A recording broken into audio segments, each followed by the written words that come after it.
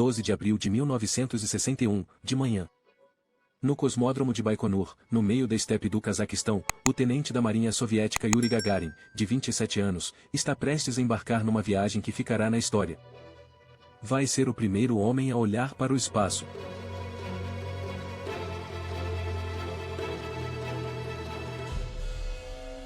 Na perspectiva atual, não parece ser uma missão difícil. O plano é que Gagarin orbite a Terra apenas uma vez e depois regresse. Mas as coisas eram diferentes há 60 anos. A corrida entre as duas superpotências, a União Soviética e os Estados Unidos, para conquistar o espaço tinha apenas começado e os soviéticos estavam surpreendentemente à frente. Enviaram o primeiro satélite para o espaço, o Sputnik. Enviaram o primeiro animal, a cadela Laika. Foram eles que fizeram aterrar a sonda Luna na Lua e, há um ano, foram os primeiros a trazer mais 2 cães, Belka e Strelka, não só para a órbita, mas também vivos para a Terra. Agora só falta um último passo, fazer o mesmo com um homem.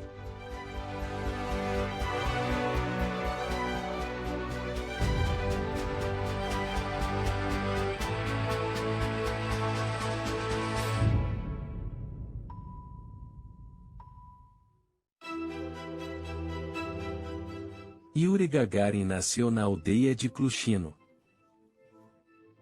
O seu pai era carpinteiro e a sua mãe leiteira. Os pais enviaram-no para um estágio e ele tornou-se um fundidor.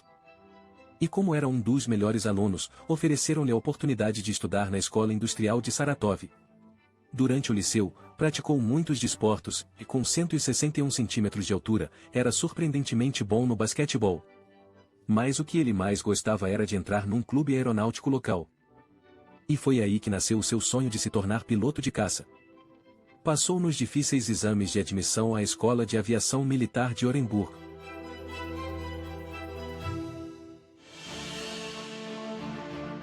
Foi aí, durante os seus estudos, numa festa organizada pela escola, que conheceu Valentina Goryacheva, uma enfermeira que trabalhava no laboratório do Centro de Controlo da Missão Espacial. 1 ano e meio depois, casaram-se e, no ano seguinte, nasceu a sua primeira filha, Helena.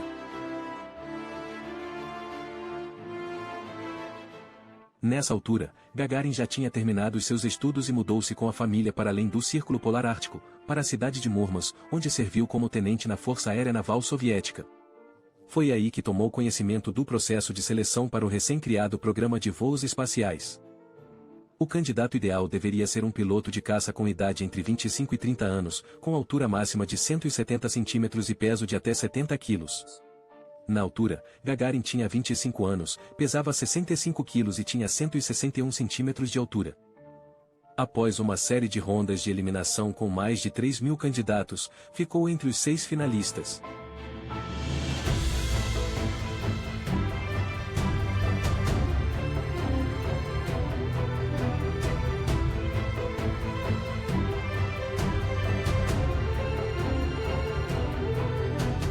Os candidatos foram submetidos a um treino rigoroso, sobrecarga numa centrifugadora de 12 G, permanência de 2 horas numa câmara térmica aquecida a 70 graus, 15 dias de isolamento num quarto em miniatura, permanência numa câmara bárica onde a pressão do ar era equivalente a estar numa montanha com o dobro da altura do Monte Everest. Praticaram a ausência de peso durante voos num avião de combate. E em tudo isto, uma equipa de médicos controlava a sua adaptabilidade física e mental. No final do treino, os 6 homens foram oficialmente designados como astronautas e 5 deles foram para o espaço, mais cedo ou mais tarde.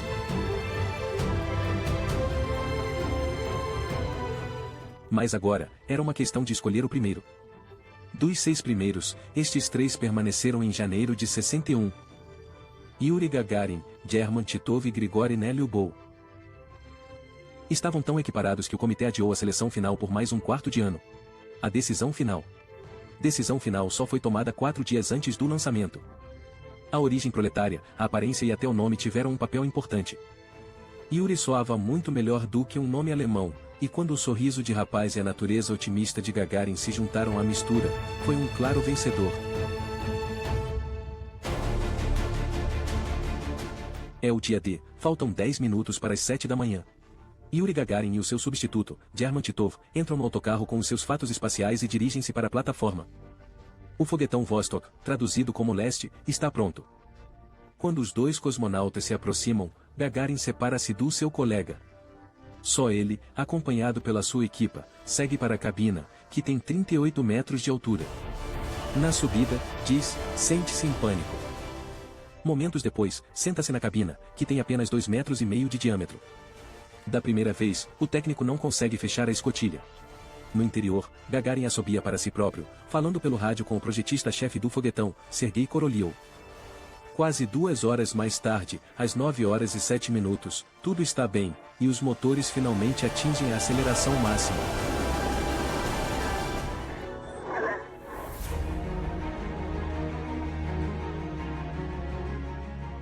O voo acabará por durar 108 minutos.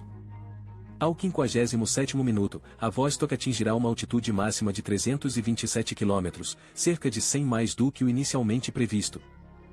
Gagarin não está envolvido no controle da nave, tudo é automatizado. No entanto, o voo tranquilo transforma-se num caos quando a descida começa.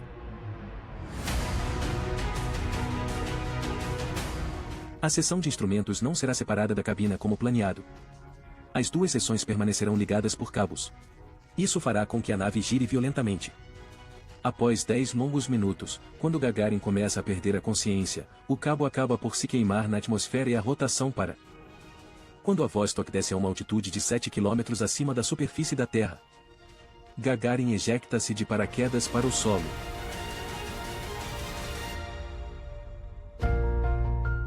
Mas as complicações provocaram uma trajetória de descida diferente. Assim, Gagarin não aterra na área planeada, mas a quase 3.000 km de distância, na região de Saratov.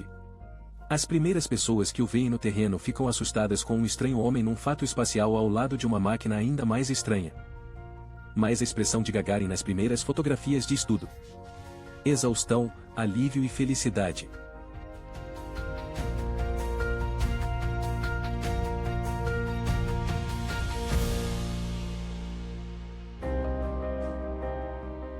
O dia 12 de abril de 1961 dividiu a vida de Yuri Gagarin em 2 partes.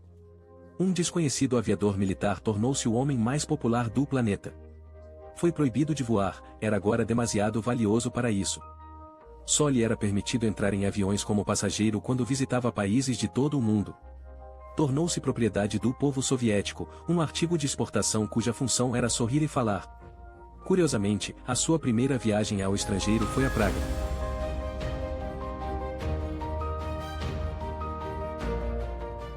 No entanto, com o passar do tempo, Yuri começou a odiar o seu novo papel, adoeceu, bebeu muito, engordou.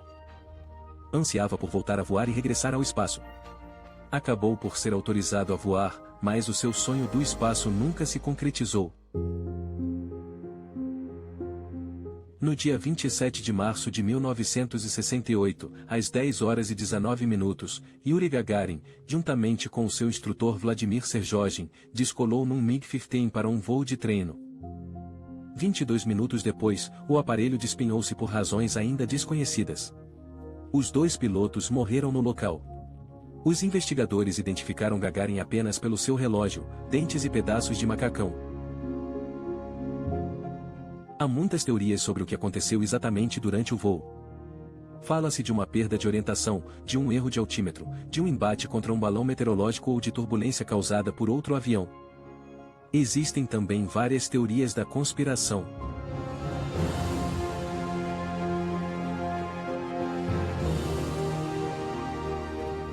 O funeral de Yuri Gagarin teve lugar 3 dias depois e contou com a presença de 40.000 pessoas. O cosmonauta número 1 foi sepultado num lugar de honra junto à muralha do Kremlin, em Moscovo, entre as pessoas mais importantes da União Soviética. Tinha apenas 34 anos de idade e foi pranteado não só pelo povo do seu país natal, mas, sem dúvida, por todo o mundo.